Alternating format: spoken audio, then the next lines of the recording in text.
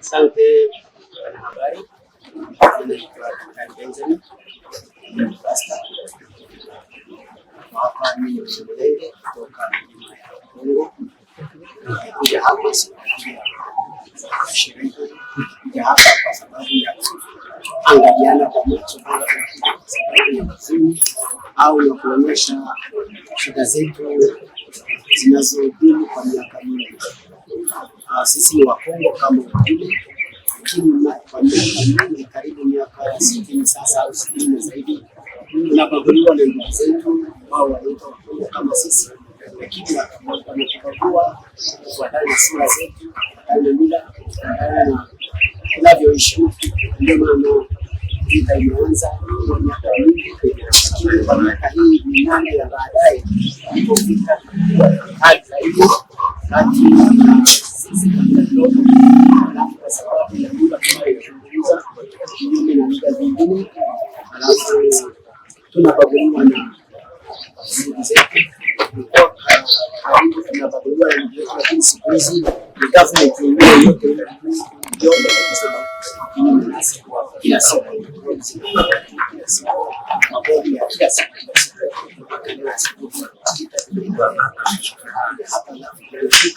kulalamikia nchi kubwa nayo nchi za mataifa ili ziweze kusikia haja zetu na waweze kutusaidia.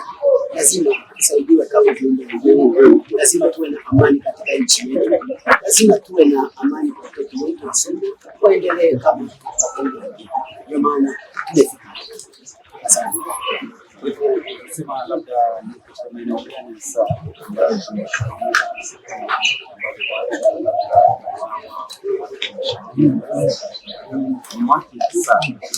Kongo ni kubwa, lakini kwa maeneo ya East Congo na South Congo, yani South Kivu na North Kivu, mahali ambapo watu wanasumbuliwa siku baada ya siku, wanakuwa siku baada ya siku. Sasa ni miaka 8 kabisa kamili, watu wakifa usiku na mchana, wengine kuuliwa, wengine inafikia kiwango cha kuua mtu, kuchoma na kula.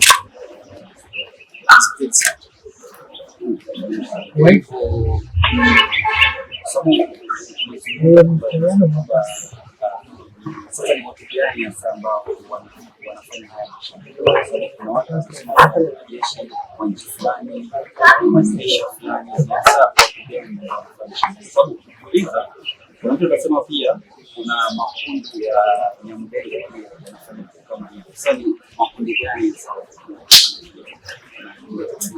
sija kubali au sijaelewa jinsi gani Nyamulenge anaweza wenyewe kujua wenyewe. Si Nyamulenge yeye ndiye victim, alafu wanaouana au vita vinalenga tu Nyamulenge, alafu wao Nyamulenge ni wanani? Ni watu wanaishi South Kivu tangu 1885 ndio walifika huko, lakini wanazungumzia lugha ya Kinyarwanda. Alafu tangu historia ndefu hatuwezi kuzungumza wakati huu. Alafu walipo hata wakati wa mipaka ya Berlin au walikuwa mpaka tangu miaka hiyo mpaka leo hawajakubaliwa kama Wakongomani wengine. Sasa halafu hiyo kabila ya Nyamulenge ndio wanabaguliwa. Ilikuwa ni anza ikiwa ni kabila ndogo tatu wale tunaokaa pamoja, halafu ilikuja ikakua mpaka leo. Government yenyewe, president rais wenyewe ni kinyume chetu, halafu akawaleta wamilishiani wa nchi wenyewe, akawaleta soldiers, akawaleta maexpert, akawaleta hata wazungu wanakuja nao wote ni kinyume chetu, kusudi watuondoe katika mahali petu.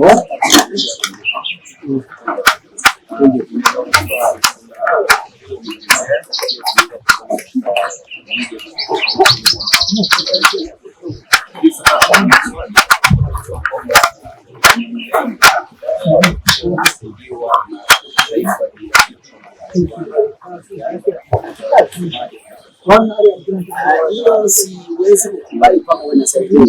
Tangu mwaka wa 64 hiyo vita ilianza Kongo. Rwanda haikuwepo na hayo mataifa mengine hayakuwepo. Kuna ile tunaita Twirwaneho, ndio jina lao Twirwaneho, yaani tujisaidie wenyewe tutudefense.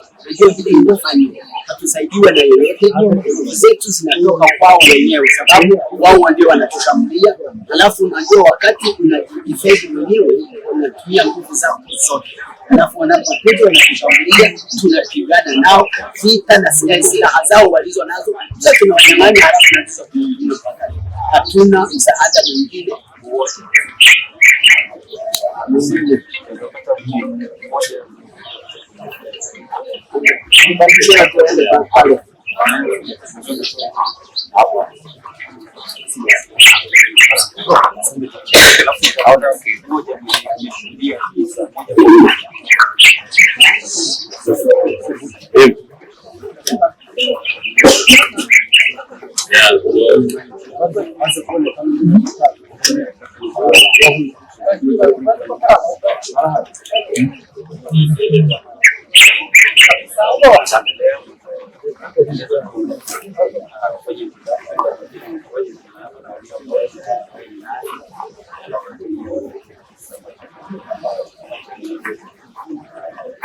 Asante sana mwanahabari. Kwa majina naitwa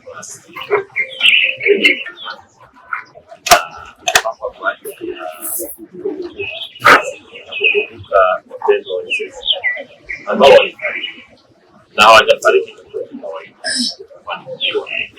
wengine wakichoma kwa maji na wengine ni watoto wadogo, wengine ni wamama. Kwetu tumeshauriwa sasa kulikuwa na vijiji, sasa hivi tumebaki na kijiji kimoja mahali tu panaitwa Evidence. Wengine tuliharibiwa kabisa, tulishambuliwa, manyumba zilichomwa, ng'ombe mali yetu ilienda, na hata wakati wote walihamishwa. So by force walikuwa Bomla wakaenda kuishi kama wakimbizi wenyewe. Hapo ndio tulianza defense ya kudefend wenyewe, sababu mahali wanaishi kampu za FARDC jeshi wako hapo, lakini rebels walikuwa wanakuja wanalala kwa kampu ya AMI ambayo ina responsibility kama jukumu la kulinda wakaaji, lakini wakawafungulia mlango na kuja asubuhi wanalala kwa kampu, asubuhi wanatushambulia. Hivyo ndivyo kwetu tulishambulia mpaka saa hii, pengine kulisha. Lakini hiyo grupu ya defense ndio iliamka ikaanza kudefend na kusaidia wazazi waweze kusurvive mpaka sasa. Kwetu hawaishi, wana survive. Wamekaa na hizo shida modo. Ilifanyika kwetu. Number 1, classification ilifanywa. Tulibaguliwa kutokana na wengine wakaaji kama sisi, ama wengine wenyeji kama sisi. Na baada ya kubaguliwa wakapewa vifaa na wakafunguliwa milango ya hawa militias armies kutoka nchi tofauti, wakaja wakaishi kwetu wakiwa pamoja na vikosi vya FARDC, wakashambulia wakaaji wenyeji, raia wenye hawana hatia yoyote. Hiyo ndio kwetu tulishambuliwa. Alafu kukaja policeation. Wakaaji wetu wale majirani wetu na hata serikali ilichochea raia kama sisi, ikazusha chuki na fitina, na hata walifanya symbolization. Wengine wakatuita Wanyarwanda. We are not Rwandese, we are Congolese by birth. Tangu mababu na mababu tulizaliwa, lakini wanaendelea kutuita Rwandese. We are not Rwandese, lakini hiyo jina inatumiwa kama symbolization. Ndio ule mwenye ako kwa serikali hata anatumika. Wengine waliuliwa wakakuliwa nyama. So hata kitu ya dehumanization ifanyika. Mtu anakuliwa kama mnyama. Na chuki za fitina zilitochewa. Wengine waliitwa like disease, wengine waliitwa microbes. Ndio uliwe. Sasa hiyo ndio kitu ilifanywa kwetu kwa kabila yetu ya Wanyamulenge. Tuko hapa kwa kukumbuka watu wetu, civilians, wamama, watoto na wazazi, na hata wapendwa wetu ambao walijaribu defend community yetu wakakufa kwa kisa hiki. Asante sana.